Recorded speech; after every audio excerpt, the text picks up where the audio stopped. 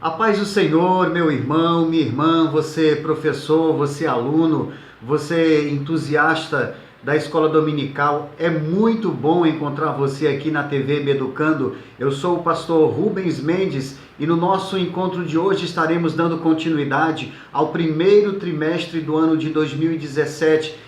Trimestre esse em que nós estamos estudando acerca das obras da carne e o fruto do Espírito, como o crente pode vencer a verdadeira batalha espiritual travada diariamente. E na lição de hoje, na lição de número 8, nós estaremos refletindo acerca da bondade, a bondade que confere vida. E o texto áureo está registrado na primeira carta de João, no capítulo 3, no versículo 15, que diz da seguinte maneira: qualquer que aborrece o seu irmão é homicida, e vós sabeis que nenhum homicida tem permanente nele a vida eterna. Então, inicialmente eu gostaria de destacar aqui no texto áureo essa questão da morte, né? O resultado, por exemplo, da ação de um homicida. A morte ela pode ter várias vertentes, várias abordagens. E eu gostaria de destacar aqui, pelo menos as duas mais conhecidas, né? A primeira mais conhecida é a morte no sentido da cessação da atividade orgânica. A morte no sentido da parada das funções vitais. É a morte que a gente conhece quando uma pessoa expira, né? Ela deixa de viver no sentido do funcionamento, do seu funcionamento orgânico. Mas existe também a questão da morte espiritual, que é uma outra forma de abordagem da morte. A morte espiritual fala acerca da separação de Deus. Então, na Bíblia, nós encontramos alguns textos que falam acerca da morte no sentido da separação espiritual, na separação do homem para com Deus. Mas também encontramos alguns textos falando sobre morte que dizem respeito a essa cessação das atividades orgânicas.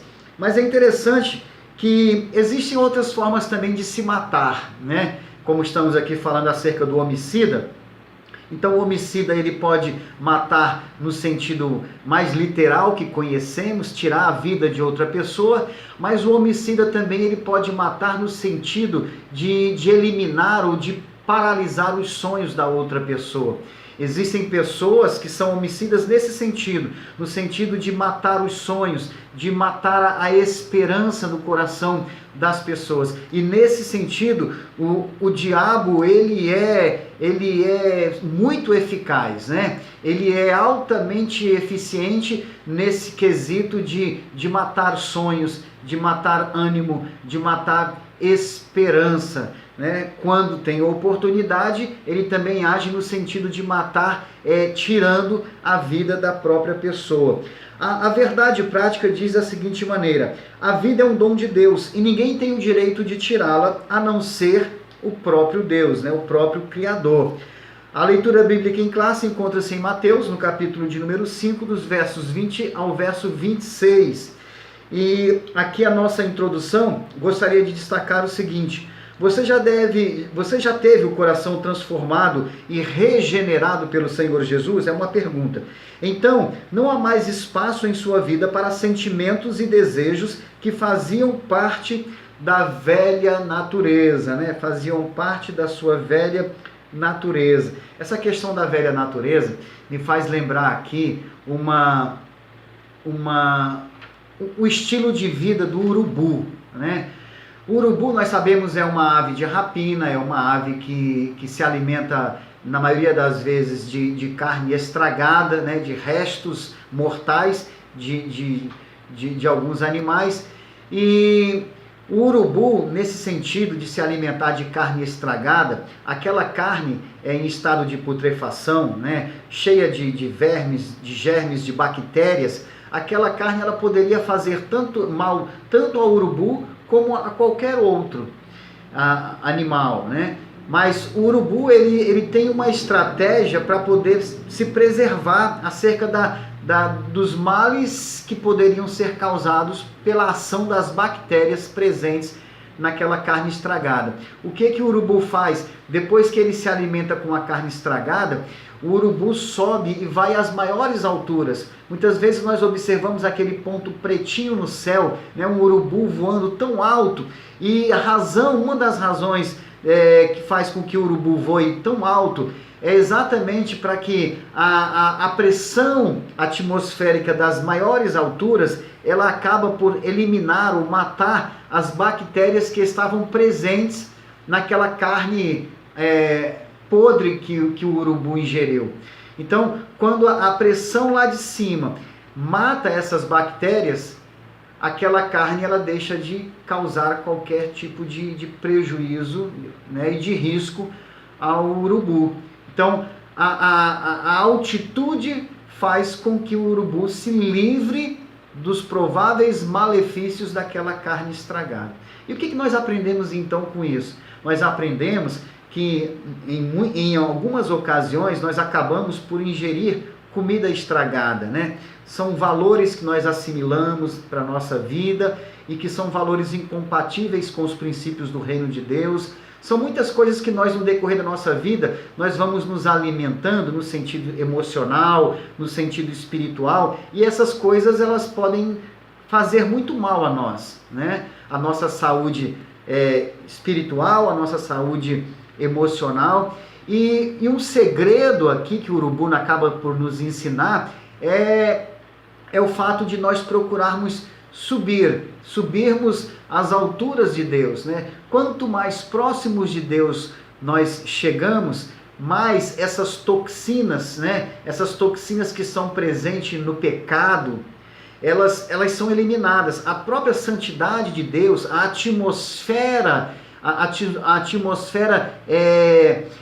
entranhada com a santidade de Deus, elimina as toxinas do pecado. Então o segredo é fazermos como faz o urubu. O urubu, quando se alimenta de alguma coisa estragada, ele vai às maiores alturas para eliminar as bactérias que podem lhe causar prejuízos. Assim também, quando nós nos alimentamos, ou quando nós, na nossa velha natureza, nos alimentávamos com alguma coisa estragada, um alimento que nos faria mal, o fato de nós nos aproximarmos de Deus, a santidade de Deus eliminará as toxinas desse alimento indesejável que nós acabamos por ingerir. Alimento, digo aqui no sentido espiritual, né?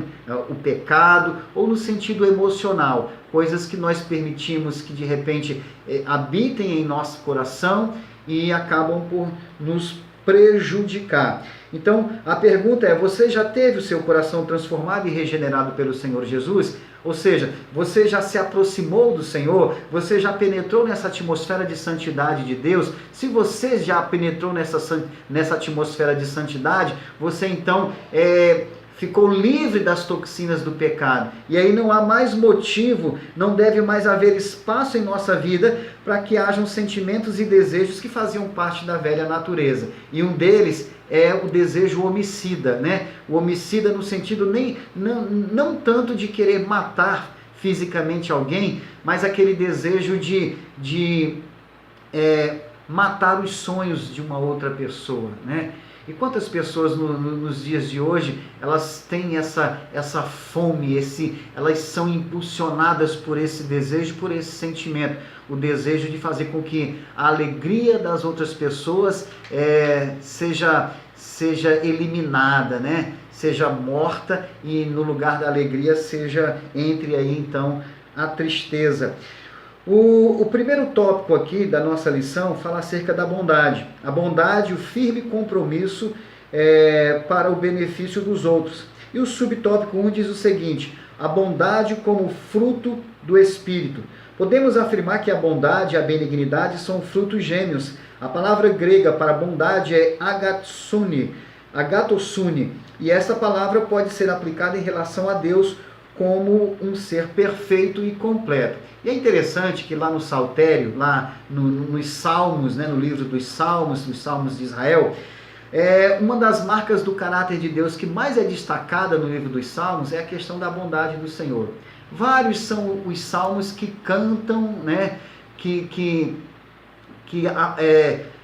afirmam, que evidenciam essa faceta do caráter de Deus, que é a bondade. Inclusive o Salmo de número 107, né, utiliza até essas duas gêmeas aí, essas duas manifestações do fruto do Espírito que são tão próximas que quase se confundem, né? Que quase são consideradas como a mesma coisa, a bondade e a benignidade. Lá diz, louvai o Senhor porque Ele é bom e a sua benignidade dura para sempre. Então, se não fosse esses destaques dados tanto pelos salmistas como pelo próprio apóstolo Paulo, ali na relação das manifestações ou das virtudes do fruto do Espírito, se não fosse Paulo destacando, né, separando bondade de benignidade, naturalmente nós consideraríamos como a mesma virtude, né, como a mesma coisa. É como aquela questão da divisão da alma do espírito, juntas e medulas. É algo que está tão intrinsecamente ligados que encontrar essa divisão é muito difícil. Assim acontece também com essas irmãs gêmeas, a bondade e a benignidade. O subtópico 2 fala acerca da bondade de Deus. E eu gostaria de destacar o seguinte aqui. A maior prova da bondade de Deus está no fato de Ele ter enviado seu Filho unigênito para morrer por nós, homens pecadores e maus por natureza, né? Então aqui nós observamos o Senhor,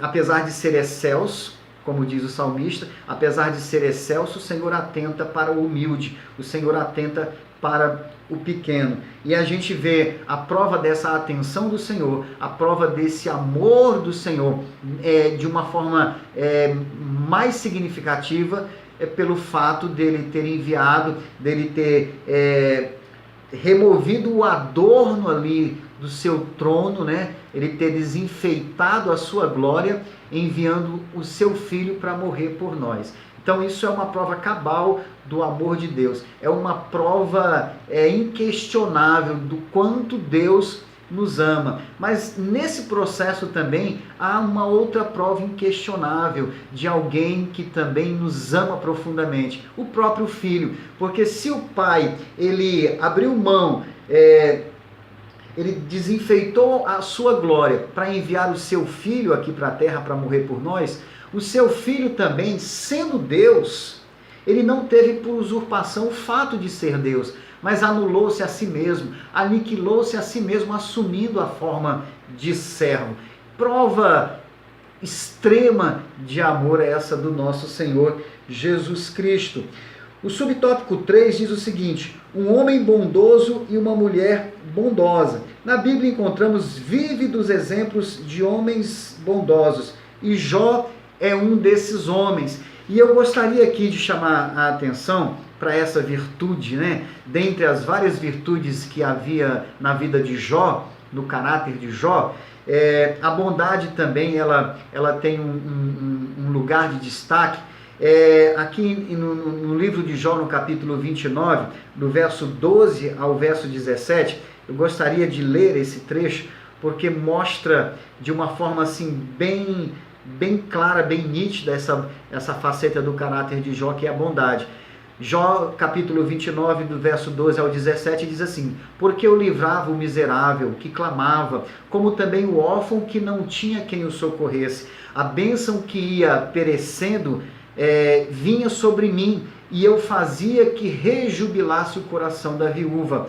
Vestia-me da justiça, e ela me servia de vestimenta, como manto e diadema era a minha justiça. Eu me fazia de olhos para o cego e de pés para o coxo. Dos necessitados era pai, e as causas de que eu não tinha conhecimento inquiria com diligência, e quebrava os queixos do perverso, e dos seus dentes tirava a presa. Prestemos bastante atenção nessa questão, queridos. Jó era um homem que possuía 7.000 ovelhas, 3.000 camelos, 500 juntas de bois, 500 jumentos. Jó possuía muitos servos e servas, muitas fazendas, muitos bens, muitas propriedades. Jó, no seu tempo, era o homem mais rico do Oriente. No entanto, não obstante toda a sua riqueza e toda a predisposição natural do ser humano em, através da riqueza, se achar autossuficiente, Jó, mesmo com tudo isso, ele era um profundo dependente de Deus. E era alguém que, mesmo sendo tão rico, tão poderoso, ele entendeu, na verdade, ele entendeu o segredo, ele entendeu a dinâmica de Deus. Quando Deus favorece alguém, quando Deus enriquece alguém, na verdade o propósito de Deus é para que esse alguém, a ser enriquecido por Deus, seja canal de bênçãos para as pessoas, para os necessitados. Jó entendeu isso, e é por isso que Jó satisfez, alegrou em cheio o coração de Deus, a ponto de Deus dar testemunho por ele. Jó era tão dependente de Deus que volta e meia ele estava indo à presença de Deus apresentar holocaustos em favor dos seus filhos, para que, se porventura os seus filhos tropeçassem, pecassem, entristecessem a Deus, Jó estaria ali oferecendo holocaustos para que Deus tivesse misericórdia dos seus filhos. Então era alguém que não confiava ou se sustentava na sua riqueza. Jó era alguém que, a despeito de tudo que tinha, era dependente, era um genuíno dependente do Senhor Deus. Isso é um grande exemplo para nós, né? Porque tenhamos nós o que tivermos, nós, na verdade, precisamos sempre estar olhando para aquele que é o autor e consumador da nossa fé. Aqui diz o seguinte também: quem ama ao Senhor ama também o próximo, mas esse amor precisa ser manifesto em ações. Não basta dizer que amamos, é preciso mostrar esse amor por meio de ações. O que você tem feito para mostrar a sua bondade pelo próximo? E essa é uma grande oportunidade, irmãos, esses dias que nós estamos refletindo acerca das virtudes do fruto do Espírito. Estudamos na semana passada acerca da benignidade, agora estamos estudando acerca da bondade. E é um momento muito oportuno para nós desafiarmos os nossos alunos, ou então desafiarmos a nós mesmos. Você que de repente está aí acompanhando essa lição, que não é professor, mas é um amante da palavra de Deus, sinta-se desafiado através dessa lição, desse assunto, dessa reflexão. Sinta-se desafiado a praticar essa virtude do fruto do Espírito, que é a bondade. A bondade, ela não é algo que deve ser teologizada, teorizada. A bondade é algo que deve ser praticada. Então, eis aí um momento oportuno para nós desafiarmos a nossa classe, os nossos alunos, a de repente colocarmos em prática essa lição, ajudarmos o necessitado, nos reunirmos, de repente fazermos aí uma coleta para ajudarmos alguém, para socorrermos alguém, fazermos alguma coisa no sentido de que isso seja praticado, e quem sabe, de repente, ao propormos isso e ao efetuarmos isso, quem sabe isso não desperta no coração dos nossos alunos ou no nosso próprio coração esse desejo de perpetuar essa atitude, de procurar ser bom em todo o tempo, como em todo o tempo o nosso Deus é bom. O tópico 2 fala acerca do homicídio. O homicídio, a destruição do próximo. E no subtópico 1 do tópico 2 diz assim: não matarás. Em Êxodo, no capítulo 20, o verso 13, temos uma ordem de Deus em favor da preservação da vida. A ordenança divina é bem clara, de forma que até uma criança pode compreender. A ordem é: não matarás. E essa ordem, houve a preocupação no coração de Deus para nos deixar essa ordem, porque há uma predisposição no coração humano, essa predisposição alimentada pela natureza humana, de matar, ainda que não seja aquela morte no sentido físico, mas aquela outra morte que nós comentamos anteriormente, matar a alegria do outro, matar os sonhos do outro. Então é por isso que Deus ele se preocupa em deixar essa ordem, essa recomendação, essa exortação, para que nós não matemos. Eu me lembro aqui de uma certa fábula, uma fábula que fala acerca do escorpião e da tartaruga.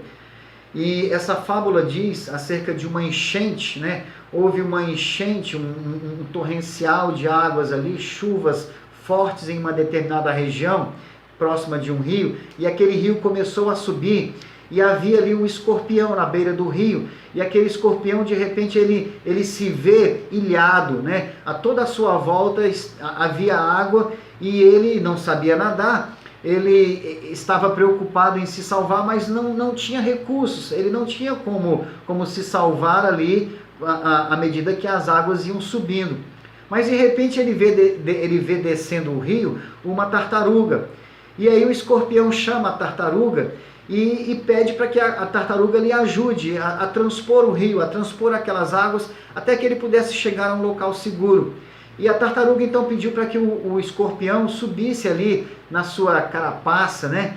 E a tartaruga foi levando o escorpião. Quando chegou mais ou menos na metade do rio, o escorpião começou a olhar para o pescoço da tartaruga e viu aquela carne tenra, macia.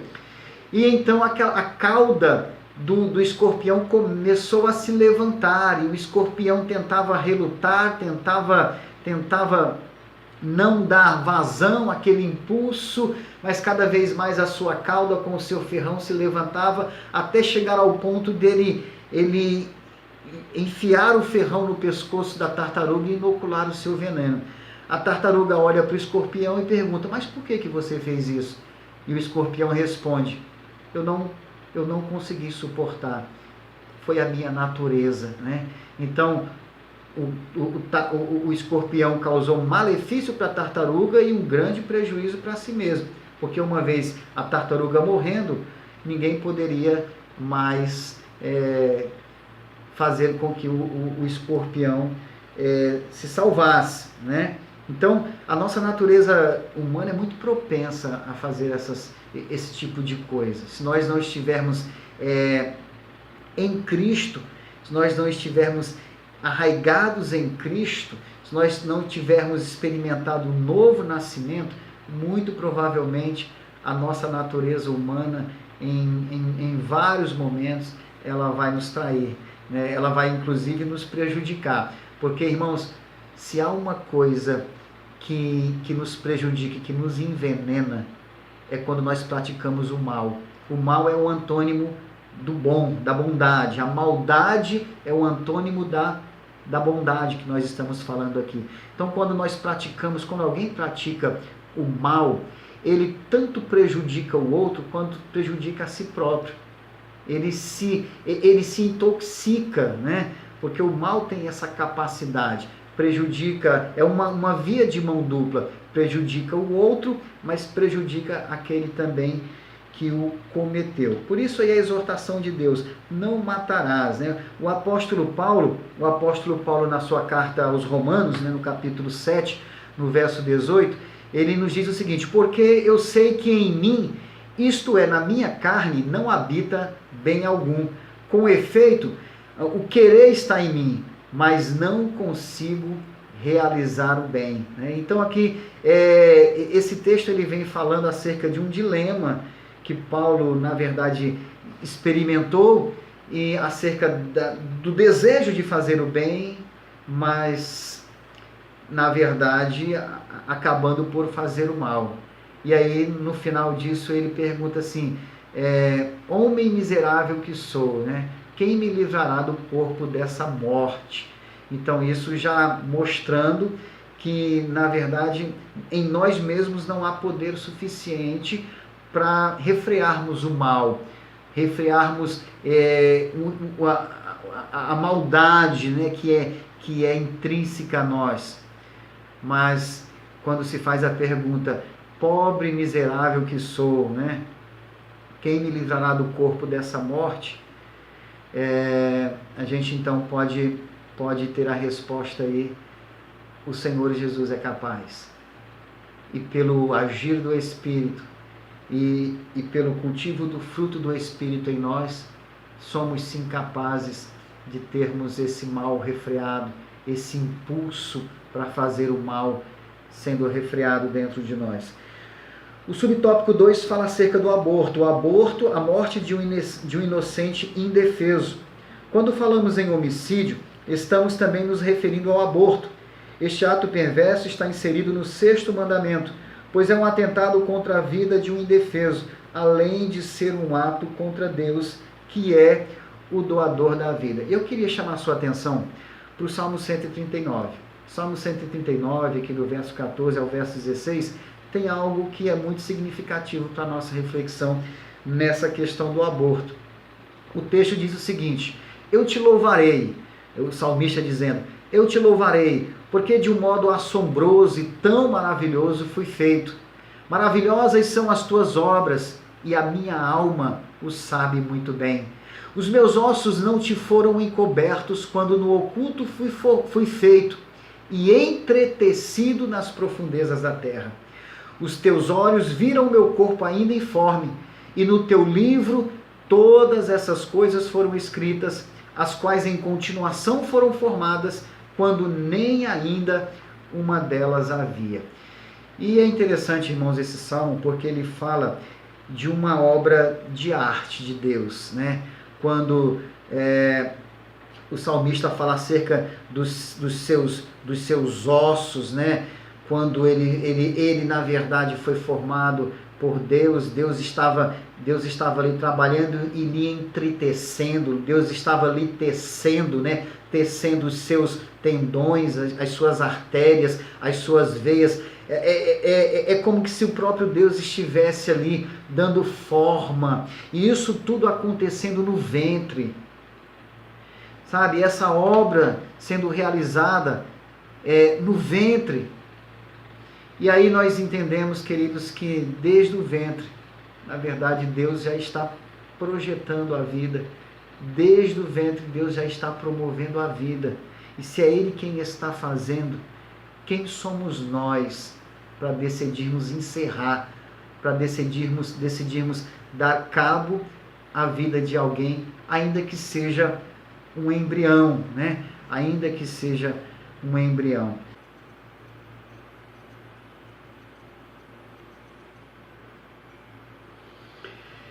Glória a Deus, irmãos. Vamos entrar aqui no subtópico 3. Subtópico 3 diz o seguinte: o primeiro homicídio. E eu gostaria de destacar aqui o seguinte: Caim matou seu irmão porque deixou seu coração ser dominado pela inveja e o ciúme. E uma coisa que eu gostaria de refletir com você aqui nesse subtópico, essa questão do homicídio, né, de Caim para com Abel. Caim mata o seu irmão Abel. Nesse texto, existe um versículo, especialmente o versículo 9, né, de Gênesis capítulo 4, o versículo 9, Deus faz uma pergunta para Caim. Deus pergunta para Caim: onde está o teu irmão? Isto sugere o interesse que Deus tem na forma como nós nos relacionamos com o nosso próximo. A forma como nós nos relacionamos com o nosso próximo é objeto do interesse de Deus.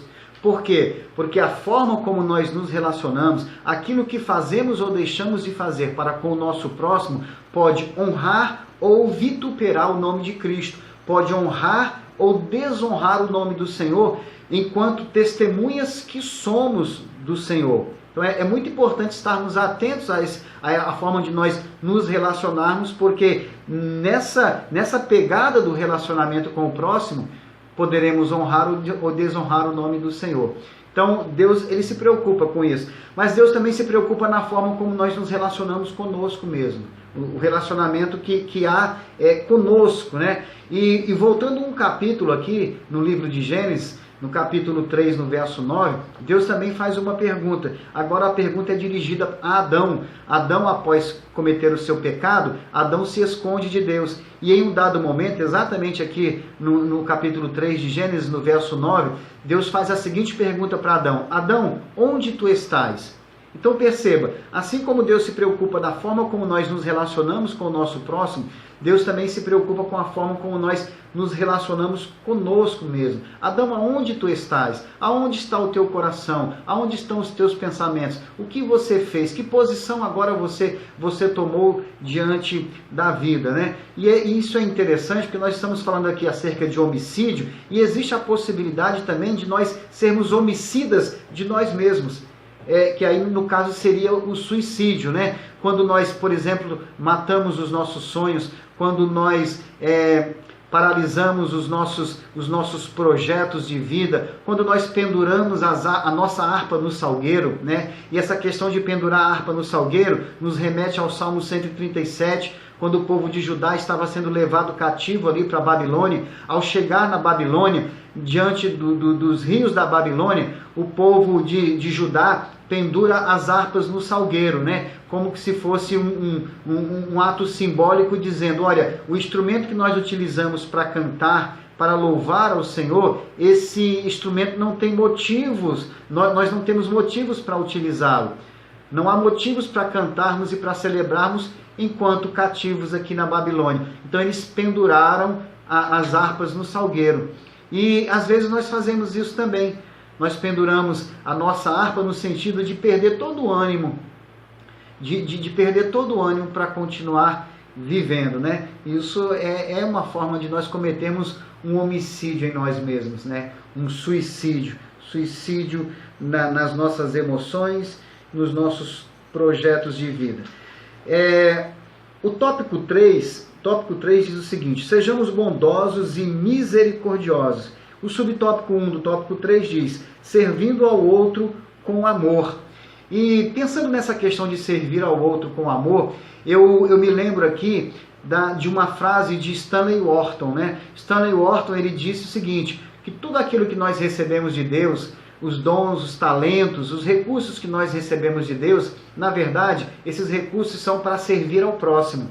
Deus nos dá para que nós utilizemos em benefício do próximo. E aquilo que Deus dá ao outro, isso é para ser usado em nosso benefício. Então é nessa troca, né? Eu beneficiando o outro e o outro me beneficiando, nessa troca, isso se manifesta aí a dinâmica de corpo que somos, né? Nós somos um corpo, e um corpo interligado e interdependente, os membros interdependentes, né? Então é servindo um ao outro que nós funcionamos aí como um corpo cuja cabeça é o nosso Senhor Jesus. Paulo exortou os crentes da Galácia para que levassem as cargas uns dos outros. E eu me lembro aqui de um certo fato de dois irmãos que caminhavam pelo deserto. Eles pretendiam chegar a um destino, mas eles estavam perdidos naquele deserto. E a caminhada era longa, eles estavam enfadados, cansados, famintos, sedentos e perdendo as suas forças. Em um dado momento, um dos dois acabou por ficar tão frágil que não conseguia mais caminhar. Então aquele que ainda tinha um pouco de forças pegou o seu irmão e o colocou nos ombros e saiu andando, cambaleando pelo deserto, porque também estava muito fraco. E em um certo momento eles encontraram um viajante.